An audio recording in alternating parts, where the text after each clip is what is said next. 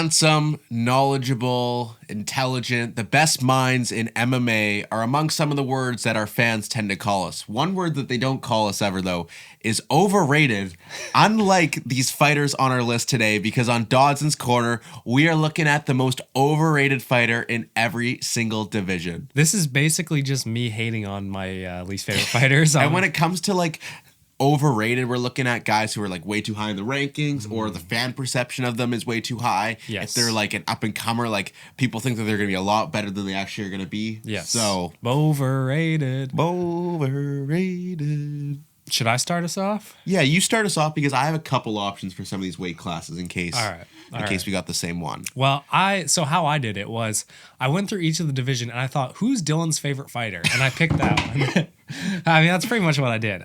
First off, Manel Cap. Dude. Stop the cap. Dude got. Hey! Dude got one good win over Silva, Bruno Silva. I think I couldn't. That's how impressive it was. He's coming for the top. I couldn't even remember. He got one dominant win over Bruno Silva, looked faster than him, and everyone's like, "What I tell ya, he's the guy to beat Pantoja." That's what you said. I might have said it too. I never said that. No, you said it for sure. I said that he's a tough. You said he could beat Makhachev. He's actually stepping in. Is he the one stepping in? He's stepping in for the UFC 311 main event. Armin's out. Anyways, you've probably seen that video already. Maybe it's out. Who knows? Who knows if it actually happened? Yeah, it's an emergency video that we're gonna record. Yeah. Anyways, Manel Cap. Look, he's good. He's just like, I can't understand why people go from hating him the 1 second and then saying he's going to be the next champion the next second. You cannot change your perspective that fast. I still think he's good, not elite. He's not going to beat someone who is good wrestling like, well, obviously Pantoja. Even Brandon Moreno, I don't think he beats. Tyra would be interesting. He could KO him in one round. Yeah, that's true. But I mean, when you're looking at a guy like Manel Cap, I have always said that he is a tough matchup stylistically for Pantoja because of his power. Do I think that he could beat Pantoja? Heck no.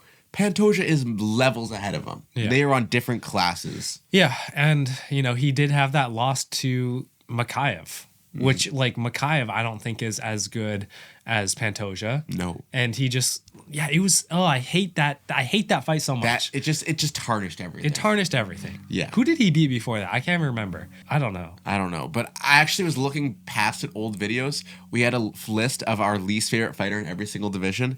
We never filmed the video though. I just made the list for it. Manel Cap at one point was my least favorite flyweight because after that fight I was so high on him and then he just let me down. Tainted reputation. My flyweight pick, Amir Albazi. Why is this guy still number 3 ranked? That's a good point. Let's name all the flyweights who are better than him. Pantoja. Yeah. Moreno. Royval. Tyra. Ulanbekov. Alex Perez. Ursa. Yeah, sure. I'd go Joshua Van over him. Almabayev. Makhachev. I mean, he's not in the UFC, but Cop. Yeah. Cara France. Everyone's better than him.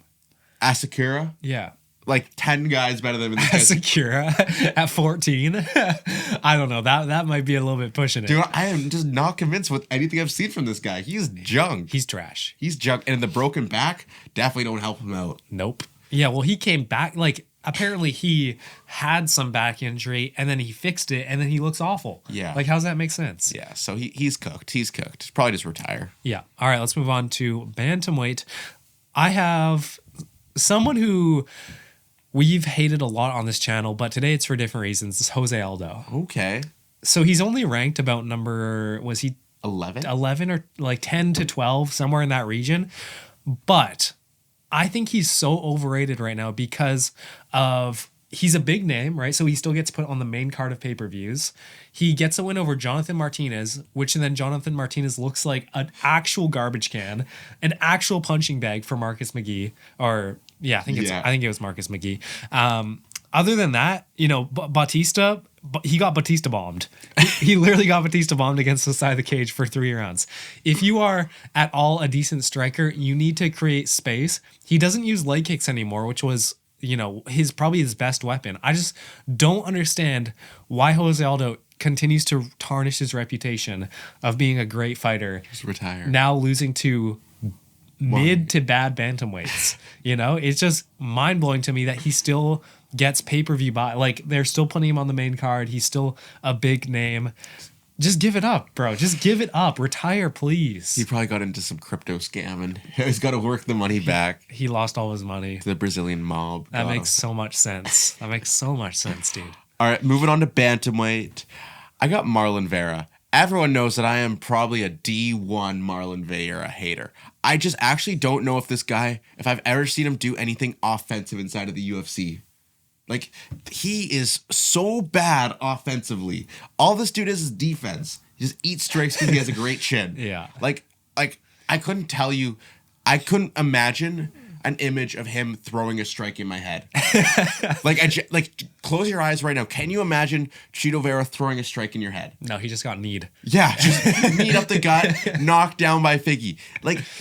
He's 6, but I don't know. He goes up against a Song Yadong, loses. That's a guy lower than him. Mario Batista, probably Batista bombs him. Yeah. Aldo, they're both junk. Bautista versus Vera is the biggest Apex headliner I've ever seen. Yeah, and I will not be watching. We will not be there. I would boycott that. they bring that to our hometown. A fight night in our hometown. Like UFC offers us free tickets, free everything. Like Dotson's Corner, front row. Headliner, Chito Vera versus Mario Batista. I'm busy that night. I'm sorry, Sorry, UFC. we aren't there. Sorry, I'm ghosting you, Dana. Sorry, bro.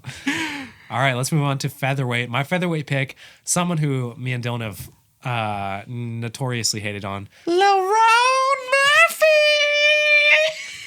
Murphy! Yeah, it's Lerone Murphy. He's not that good. He's just not a good prospect. Like, he's fine. He's okay. He beat Dan Ige, which he almost got KO'd in round 1 by Dan Ige. He got flash knockdown. It was looking like it was over. And I was like, yeah, fair enough. It figures. He will not beat a top 8 bantamweight. Our dog, Josh Emmett, knocks him out cold. Josh Emmett puts him in the hospital. Honestly, Lerone's mom runs in the ring. I could see it for sure.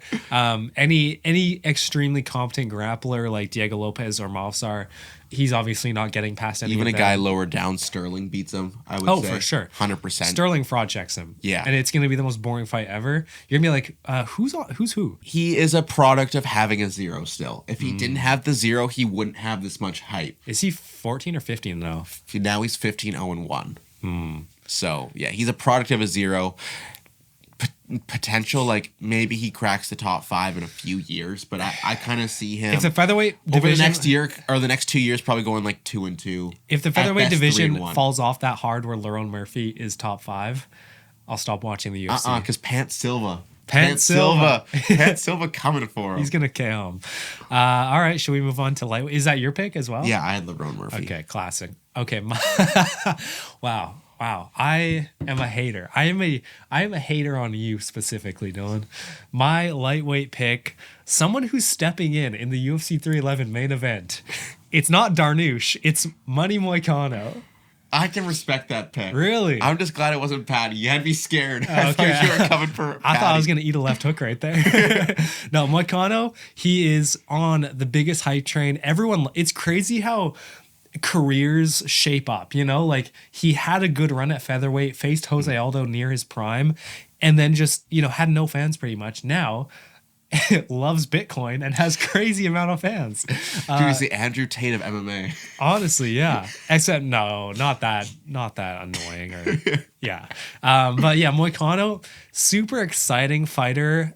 Hype on the microphone, dissed Gavin Newsom in California, which is hilarious. Somehow always brings politics into fighting, which is, again, something that's really funny. We'd love to see it. We'd love to see that. And then the reason why he's overrated, though, it's because he has good grappling, but I think everyone in the top 5, top 6 of lightweight has good enough takedown defense, but way better striking. Yeah. They have way better striking than him. He's not going to crack. He's not going to get a title shot unless he gets it on UFC 311. Unless Armin's actually out. This video is going to be posted after 311? I think it's the day of, maybe. It might be the day off. Imagine this, but imagine theoretically it gets posted after. Moicano's the champ. If What kind of money? If Moicano's the champ, what will we do? We'll buy kiss on camera. No, we'll buy 100K of Bitcoin. That's 100K from you.